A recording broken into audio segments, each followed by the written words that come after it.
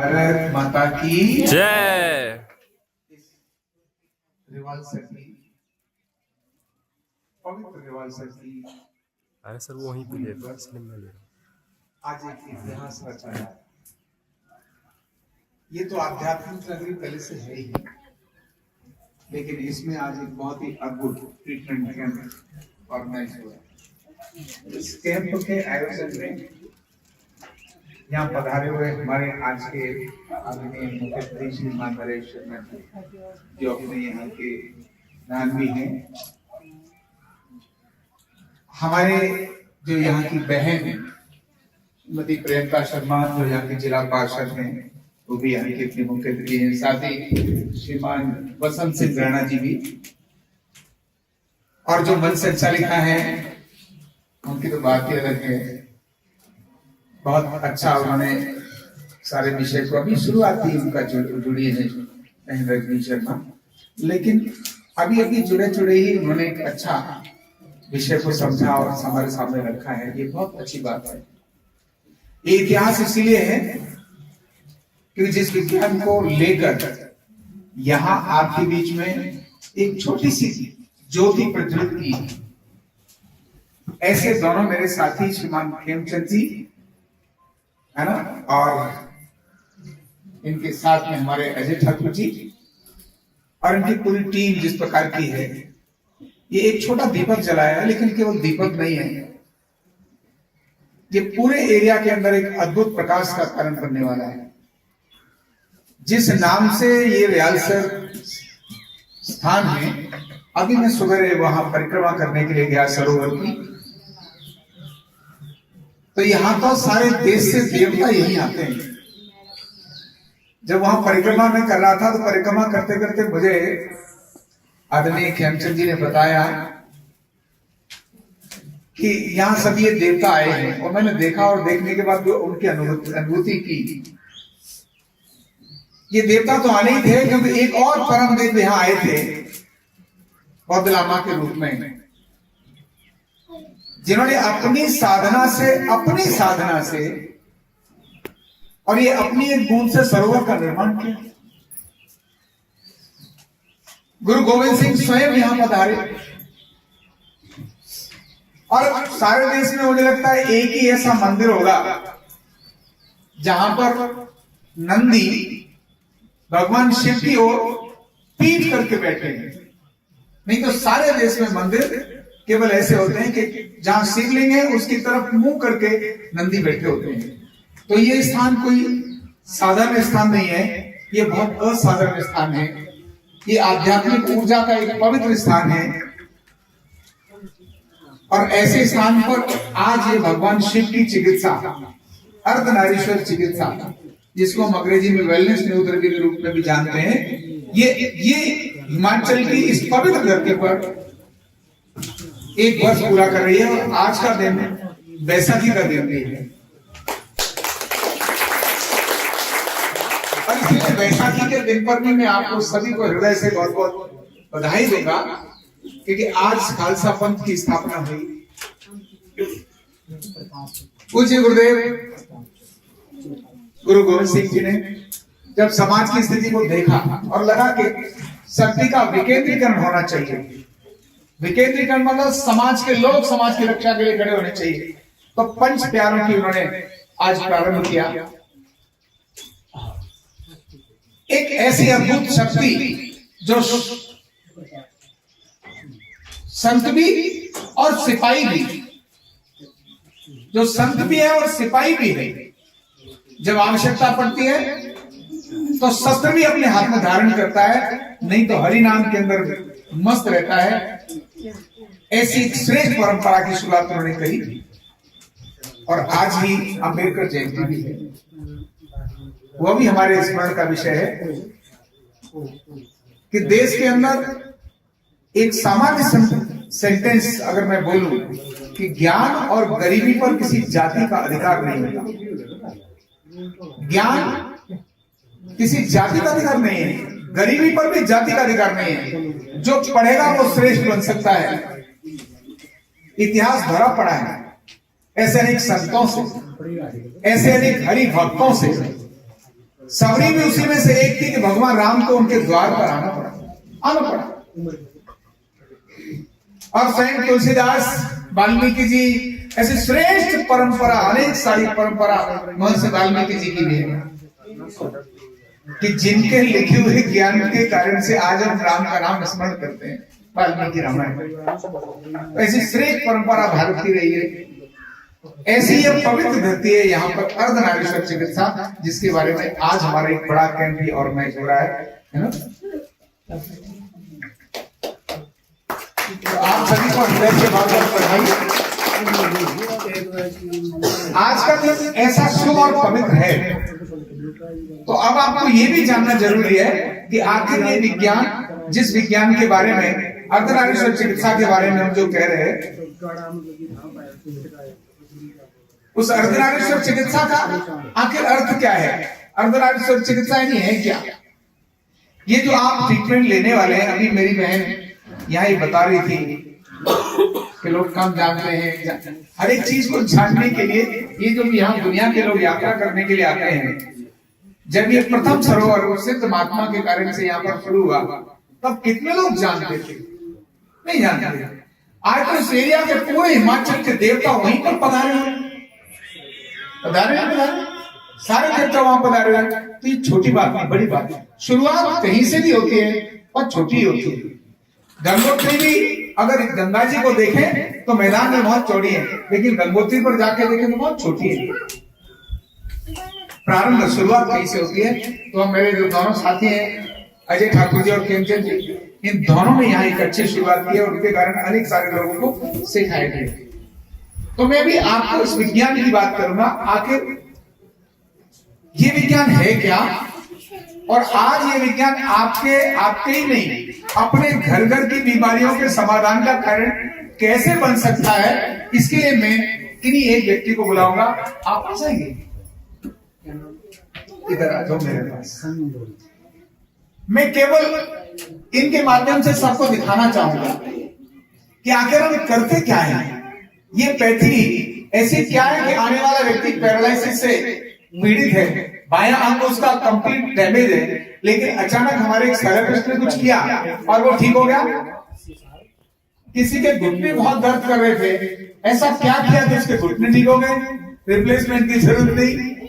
किसी को बहुत gas, acidity, migraine, depression, asthma, arthritis, anxiety, Alzheimer जैसी बीमारियां, महिलाओं को पीसीओडी जैसी बीमारियां, यूटेरिन सिस्ट की बीमारी, यानी कॉमन बीमारी, केवल उम्र के कारण से नहीं, केवल उम्र के कारण नहीं, इन जनरल में जो बीमारी आती है, उस बीमारी को कैसे जांचते हैं और कैसे ठीक कर देते हैं। ये छोटा सा विज्ञान है, सामान्य विज्ञान नहीं है, ये बहुत अद्भुत विज्ञान है, भगवान शिव का दिया हुआ विज्ञान है, इसीलिए इसका नाम अर्धनारीश्वर चिकित्सा है। अब क्या करते हैं और कैसे करते हैं, ये आपको इसमें थोड़ा समझना है।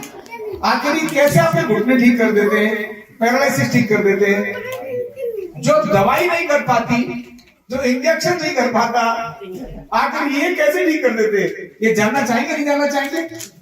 जानना चाहेंगे? बिल्कुल। तो मैं आपको बताता हूं, ये तो पूरा शरीर है ना, वो किन चीजों का मिलकर बना है। बाहर देखें तो हड्डियां और मांस है, भाई हड्डियां और मांस, और अंदर अगर देखें इसके अंदर, तो अंदर कुछ केमिकल है, रसायन है, जैसे हार्मोन है, डाइजेस्टिव एंजाइम्स है, इसको रस बोलते हैं, रस, फिर रक्त बोलते हैं। तो उसमें घूमने वाला रक्त मसल्स नहीं है, हड्डी नहीं है, रक्त है। एंजाइम्स भी हड्डी और मसल्स नहीं है, वो तो एंजाइम केमिकल है। तो ऐसे अंदर जो केमिकल घूमते हैं, और ये जो ढांचा है, ये सारा दो भाग में विभाजित है, जैसे भगवान शिव का था, बायां अलग और दायां अलग। ढांचे में मसल्स और बोन है। जब भी ये ढांचा संतुलित नहीं होगा, डिसबैलेंस होगा, तो बीमारी आ जाएगी। अब जैसे मैं इन्हीं को बता रहा हूं, जरा ये बताओ, इनका कौन सा कंधा ऊंचा, कौन सा कंधा नीचा है, बता सकते हो? वो ये कंधा ऊंचा नीचा है, गर्दन सीधी है, थोड़ी टेढ़ी है, बताओ, थोड़ी टेढ़ी है, गर्दन थोड़ी टेढ़ी है। अब ऐसे हिलाना मत, हाथ ऐसे रखना, ढीला छोड़ दो। अब आप देखिए इन दोनों बाजुओं के बीच में अंतर, इधर डाला और इधर डाला, कुछ अंतर नजर आ रहा है? तो इनकी बॉडी को अगर आप बारीकी से देखोगे तो थोड़ी सी टेढ़ी होगी। घर बनाते हैं ना घर, थोड़ी सी दीवार टेढ़ी कर दो शुरुआत से ही, क्या लगता है वो मजबूत होगा या गिर जाएगा? बताओ, गिर जाएगा। थोड़ा सा टेढ़ा करते ही गिर जाएगा। जब थोड़ा टेढ़ा शरीर होता है वही अंदर मसल्स को और बाकी चीजों को खराब करता है। तो पहले ढांचा, ये बैलेंस अगर नहीं है तब बीमारी आएगी। तो अब बड़ी बड़ी बीमारी आती है, कारण छोड़ा होता है। जैसे गाड़ी चलती है, कार चलाते हैं तो कार के 4 पहिए होते हैं, उस 4 पहिए का थोड़ा बैलेंस कभी कभी बिगड़ जाता है, इसको व्हील बैलेंस बोलते हैं ना, व्हील बैलेंस बिगड़ गया। जैसे ही थोड़ा व्हील बैलेंस बिगड़ जाता है तो गाड़ी जो डिवाइडर से टकराती है, एक तरफ टकराती है, और डिवाइडर से टकराती है क्योंकि थोड़ा सा व्हील इम्बैलेंस हो गया, टकराई। वो जो तराजू होती है ना, तराजू है ना, जिसमें सामान तोलते हैं, क्या बोलते हैं उसको यार? तकड़ी। अब उसको जब ऐसे तोलते हैं तराजू में, उसका कांटा ऐसे होता है, अगर वो थोड़ा सा उसको हिला दिया जाए तो कितना वजन का अंतर पड़ जाएगा? पड़ जाएगा नहीं पड़ जाएगा? शरीर भी ऐसा ही है, जो बाएं हैं जो दाएं हैं वो बाएं हैं। इधर कान है तो इधर भी कान है, इधर गाल है तो इधर भी गाल है, बाई आंख है तो दाई आंख है, बाया कंधा बाया कंधा तो दाया कंधा भी है, बाई टांग है तो दाई टांग भी है, बाई छाती भी है तो दाई छाती भी है। अब अगर बीच में देखें तो वो एक है, नाक एक है या 2 है? एक है। क्यों, कहां पर है? बीच में। मुंह एक है कि 2 है? क्योंकि बीच में है। यहां से लेकर यहां तक जो बीच में है वो एक है, जो दाएं बाएं हैं वो 2 है। जब ये दाएं और बाएं का संतुलन बिगड़ जाता है तब ये बीमारी आती है। और ये बात हर एक आदमी जानता है। एक बात सब जानते हैं, क्योंकि नाभि बीच में है ना, पूरे शरीर के बीच में क्या है? बीच में, इसलिए एक है। जब ये थोड़ी नाभि हिल जाती है ना, थोड़ी सी डिग जाए, गैस लाएगी, एसिडिटी लाएगी, कॉन्स्टिपेशन लाएगी, स्ट्रेस लाएगी, डिप्रेशन लाएगी, घुटना दर्द लाएगी, कमर, क्योंकि गैस बनी ना, नाभि गड़बड़ हुई, गैस बनी। अब अगर गैस ऊपर आई, सिर में चढ़ी तो माइग्रेन, गैस अगर नीचे गई, घुटनों में गई तो घुटना दर्द, गैस अगर कमर में अड़ गई तो कमर दर्द। दर्द कमर का कारण क्या है? गैस। और गैस क्यों खराब हुई? नाभि। साधारण सी नाभि ठीक कर दो, गैस ठीक, और जब गैस ठीक तो कमर ठीक, दिमाग ठीक। ज्यादा लंबे समय तक जब ये गैस बिगड़ने लगती है, ज्यादा लंबे समय तक बिगड़ने लगे और कभी यहां रुक जाए तो हमारे आदरणीय डॉक्टर साहब क्या डाल देते हैं इसमें? हार्ट में क्या डाल देते हैं? स्टंट डाल देते हैं। उलझी क्या थी? गैस। डाला क्या? स्टंट। तो भाई स्टंट डालने से थोड़ा ना काम चलेगा। गैस ठीक करो, कितने स्टंट डालोगे? थोड़ा ज्यादा होगा तो हार्ट ऑपरेशन कर देंगे। हाँ, क्या? गैस। और उसी के कारण से हो गया लीवर फैटी। ज्यादातर लोगों के लीवर क्या हो रहे हैं? फैटी हो रखे। लीवर फैटी होगा तो कोलेस्ट्रॉल बढ़ेगा। क्यों बढ़ा? नाभि ठीक नहीं थी। क्यों बढ़ा? ढांचा ठीक नहीं था। ये ढांचा ठीक नहीं था, तो एक तो ये ढांचा ठीक होना बहुत जरूरी है। दूसरी बात ये है, अंदर के केमिकल ठीक होना जरूरी है, जिनको हम बोलते हैं रस रक्त, जिसमें एसिड, अल्कलाइन, हार्मोन है, ये ठीक होना जरूरी है। अब ये हर एक कोई नहीं जानता कि एसिड कैसे पता चले, तो हम ऐसे ही चेक करके बता देते हैं एसिड। ये हमारी 2, यहां पीछे अंदर 2 किडनी है, इधर और इधर, एक इधर किडनी, एक इधर किडनी है। अब एक किडनी एसिड ज्यादा फिल्टर करती है और एक किडनी अल्कलाइन ज्यादा फिल्टर करती है। ठंडा और गर्म होता है ना, एक चंद्रमा एक सूर्य, दोनों से तो चलती है जिंदगी। अकेले चंद्रमा से चलेगी क्या? अकेले सूर्य से चलेगी क्या? नहीं चलेगी, दोनों चाहिए। ठंडा भी चाहिए, गर्म भी चाहिए। अकेले गर्मी से जिंदगी चलेगी क्या? नहीं चलेगी। अकेली ठंड से जिंदगी चलेगी क्या? नहीं चलेगी। शरीर के अंदर भी ठंडा और गर्म दोनों चीजें हैं शरीर में। जब ये ठंडा गर्म बिगड़ जाता है, जब ठंडा पड़ जाए तब मंदाग्नि हो जाती है, खाना पचता नहीं। ठंडा हो जाए, अग्नि है ना अंदर, जठराग्नि जिसको बोलते हैं, खाना पचाती है। अगर वो थोड़ी ठंडी हो गई, अग्नि ठंडी हो गई, तो गड़बड़, तो क्या होगा? खाना पचेगा नहीं, सर्दी लगी रहेगी, जुकाम लगा रहेगा, है ना, सुस्ती पड़ी रहेगी, बीपी डाउन हो जाएगा, ब्लड प्रेशर, है ना, कवच होना शुरू हो जाएगी, पता नहीं क्या क्या बीमारी हो जाती है केवल ठंडा जो ठंडा पड़ गया सर। और गर्मी बढ़ गई तो दूसरी बीमारी शुरू हो जाएंगी, फोड़े आना शुरू हो जाएंगे, खुजली आना शुरू हो जाएगी। दीपक जला था, उसका नाम था थैमचंद। क्या नाम था? इसके बाद इन्होंने अपने साथ एक दीपक से दूसरा दीपक जलाया, और वो कौन? अजय जी, इनका दीपक जलाया। जब इन दोनों ने, कहते ना दिवाली पर एक दीपक जलाते ना, उसकी बारी तो बहुत सारे दीपक जलते हैं। कितने लोगों को ठीक कर लिया अभी तक? 1000 लोगों को बिना दवाई के ठीक कर दिया। ताली बजती है। और ये मैनेजर साहब थे, वो छोड़कर वहां तो मैनेजर में संतोष नहीं था इतना, अब यहां आकर जो संतोष है ना इनको, इतने सारे लोगों, आप देखो कितने लोग बैठे यहां, इनकी एक आवाज पर आ गए।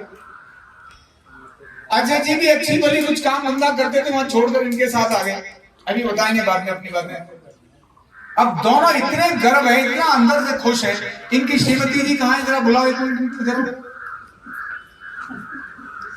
और इनकी बेटी, ये इनकी श्रीमती है पास में। आज सुबह मैं बैठा था, इनके लिए जोर से ताली बनती है, एक बार जोर से ताली बजाओ।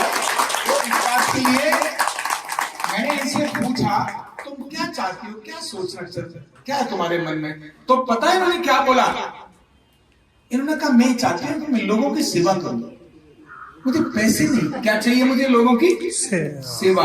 ध्यान रखना, ये छोटी बात नहीं, बहुत बड़ी बात है। लोग धंधे की तरफ चल पड़ते हैं, सेवा की भावना बहुत कम होती है। उनके मन के अंदर इतनी साधारण सी उन्होंने बात बोली, मैं सेवा करना चाहता हूं। मुझे लगा था कितनी अच्छी महिला है, अंदर से कितनी शुद्ध और कितनी पवित्र है कि सेवा, पति देव सेवा कर रहे हैं, साथ में वो भी सेवा करने लगी। मैनेजर होते तो शायद ये बात नहीं सोचती। अब दोनों लोग मिलकर, और दोनों ही नहीं, इनकी बेटी वो कहीं दूसरी चुटकी, अच्छा अंदर है। अब इनकी बेटी भी 12वीं करने के बाद इन्होंने इसी लाइन में पढ़ाने का निश्चय कर लिया। इसको कहते हैं अपने घर से जीना, खुद से जीना। वो खुद आना शुरू है। अब ये हमारी भविष्य की डॉक्टर है ना? ये पूरी लाइन, ये सब लोग, आप भी आ जाओ, ये सारे अपने इस रियाल सर की एक बहुत बड़ी शान है, जो हजारों लोगों के घुटने, कमर, कंधे, गर्दन, जिसके कारण से वो चलना फिरना मुश्किल हो रहा है। एक किसी को घुटना दर्द आता है, जिंदगी खराब हो जाती है। क्यों? ऐसा लग रहा नहीं लग रहा? एक कदम भी ऐसा लगता है पहाड़ पर चढ़ रहे हो, रिश्तेदारियों पे जाने की इच्छा नहीं होती, मंदिर जा नहीं सकते, रोज मरने की इच्छा होती है, हे भगवान आज तू उठा ही ले। ऐसा होता नहीं होता? रोज मर मर के जीते हैं। ये जो बच्चे हैं, इनको मर मर के जीने वालों को नई जिंदगी देने का काम कर रहे हैं, इसीलिए इनके लिए जोर से एक बार ताली बजाइए। जिस क्षेत्र के प्रबुद्ध लोग किसी भी काम को प्रोत्साहित करना शुरू कर दें, समझना उस क्षेत्र का विकास होना निश्चित है। एक साधारण से काम को भी पूरी महत्व दे करके, दिखने में बेशक साधारण हो लेकिन वही काम बड़ा बन जाता है जब उसको महत्व देते हैं और उसकी प्रगति की तरफ चलाते हैं। तो वो एरिया में बुराइयों को हटाने की आवश्यकता नहीं, अच्छाइयों की शुरुआत कर दो, बुराइयां अपने आप खत्म हो जाती हैं। दवाइयां लाने की, खिलाने की, दवाई और बाकी सब पर बात करने की नहीं, बिना दवाई के इलाज शुरू कर दो, दवाइयों की नौबत ही नहीं आएगी। तो ऐसी जो हमारी बहन है प्रियंका शर्मा, जो हमारे इस एरिया की जिला परिषद की सदस्य भी हैं। मुझे बता रहे थे श्रीमान खेमचंद जी, उन्होंने कहा कि भी इस विज्ञान में उनका अच्छा प्रोत्साहन मिलता है। तो ऐसे लोगों के कारण से समाज की प्रगति और उन्नति होती है। बहुत अच्छी बात है, इसीलिए मैं उनको अपना साधुवाद और अपना आशीर्वाद भी देता हूं कि आप प्रगति करो, उन्नति करो, और अगली बार जब मैं मिलूं तो और भी ऊंचे पद पर दिखाई देंगे। तो ये आज का दिन बहुत महत्वपूर्ण है, इसलिए जोर से ताली बजा दो। आज मैं खेमचंद जी को बात बोलूंगा। अभी आपने जो कार्यक्रम किया है, एक छोटे से इसकी शुरुआत है। 1 वर्ष आपने आज के दिन मनाया। आज के ही दिन को आप हर वर्ष इस एरिया के कार्यक्रम का निश्चित कर लो, जिसको वार्षिक उत्सव मना लो, और एक निश्चित टारगेट लो। अभी अपने पास 10 साथी यहां पर न्यूरोथेरेपिस्ट हैं। अगले वर्ष 100 न्यूरोथेरेपिस्ट इस एरिया के अंदर घुटने, कमर, कंधे, गर्दन दर्द के लोगों को, जो दूर से यहां आ नहीं सकते, वो कहीं दूर रहता है, लगातार 3-3 घंटे चल के कार से बस से आना बहुत मुश्किल होता है, रोज रोज आना बड़ा मुश्किल होता है। तो ऐसे लोग तैयार करो जो अपने लोकल एरिया के अंदर वहीं 3 किलोमीटर 5 किलोमीटर के अंदर अपना इलाज करा ले। ऐसे 100 लोगों की टीम बनाकर हमारी बहन प्रियंका शर्मा के साथ, और साथ में अब वो तो आपकी टीम की मेंबर हो गई है रजनी जी, और भी बाकी सारे लोग, अपने श्रीमान नरेश जी भी, सबके साथ मिलकर अगले साल इसी मैदान के अंदर 100 थेरेपिस्ट एक साथ ट्रीटमेंट देने वाले बने, एक साथ, और 100 थेरेपिस्ट 1000 पेशेंट्स का केवल 3 घंटे के अंदर इलाज करके दिखाएं। ऐसा हर वक्त एक अभियान अपने मन के अंदर निश्चित करो। मेरी आशीर्वाद, मेरी शुभकामनाएं आपके सदैव साथ हैं। आप बहुत अच्छा काम कर रहे हैं और ऐसा ही करते रहें। सबको निरोगी बनाएं, इससे बढ़िया कोई पुण्य नहीं हो सकता। पैसा देना, खाना खिलाना, ये भी अच्छी बात है, मंदिर में दान देना भी अच्छी बात है, लेकिन किसी के बीमारी के कारण से उदास चेहरे को, निराश चेहरे को फिर से खुशी से भर देना, उसकी जिंदगी में फिर से आशा की किरण भर देना, ये सबसे बड़ा पुण्य का काम है। तो आप सब भी यहां पर पधारे हैं, आप सबको भी मेरा नमन, प्रणाम और सभी को आशीर्वाद। बहुत बहुत धन्यवाद।